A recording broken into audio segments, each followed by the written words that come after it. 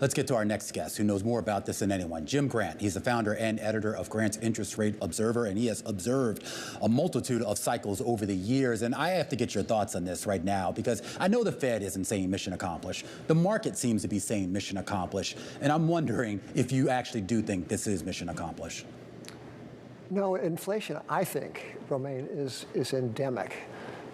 It recedes, it reappears. It never disappears in a social democracy. And we're running a 6 or 7% budget deficit at a time of 3.7% unemployment, and the Fed is all too eager, I think, to imply, if not to declare, mission accomplished. I'm curious as to why you think the Fed needed to even communicate the idea of cutting rates at this stage. We got up to 5.5% on the high end of the upper bound range. Yeah. And yet we have an economy that, at least for right now, is still relatively stable. Why do you think they felt the need to communicate the potential for three cuts next year?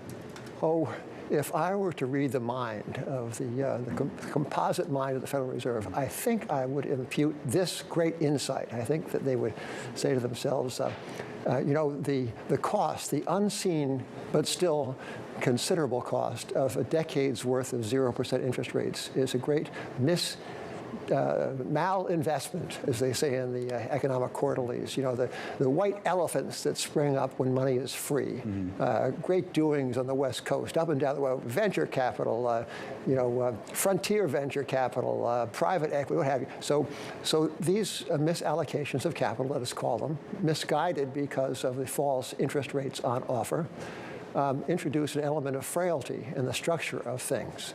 And what the Fed might be thinking is that notwithstanding a 3.7% unemployment, notwithstanding the great looks that you get from the Atlanta GDP Now data, notwithstanding all of that, we don't want to overdo it because of this underlying frailty induced by this decade-long experiment with 0% borrowing cost.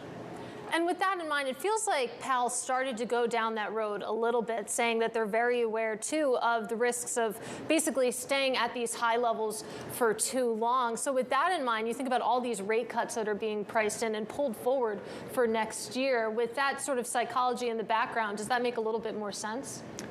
I think so. I think the trouble with the new stance of the Fed, whether explicit or implied, is if inflation is an imposed tax, but not one that's legislated. If inflation is an arbitrarily imposed tax, the chairman and his colleagues are imposing a tax on the possibility of a sustained period of much higher inflation than they had promised us.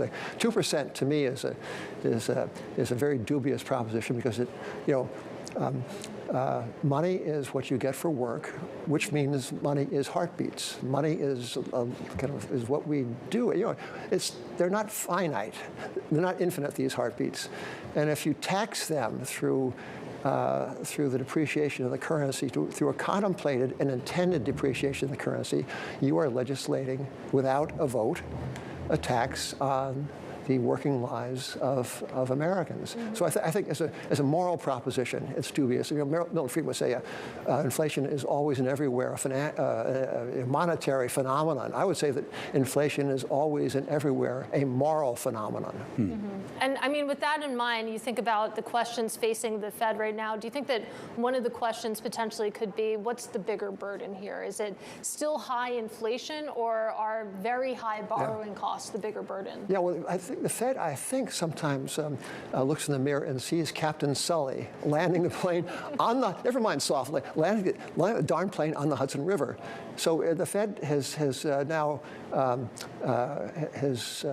arrogated to itself the role of a central planning agency.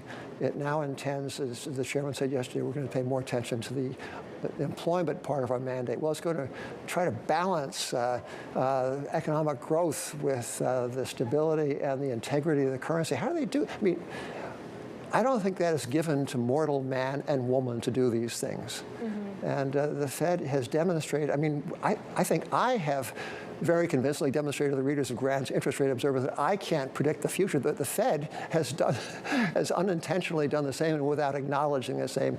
However, it is proceeding as if it did have tomorrow's newspaper in its hands, which it don't.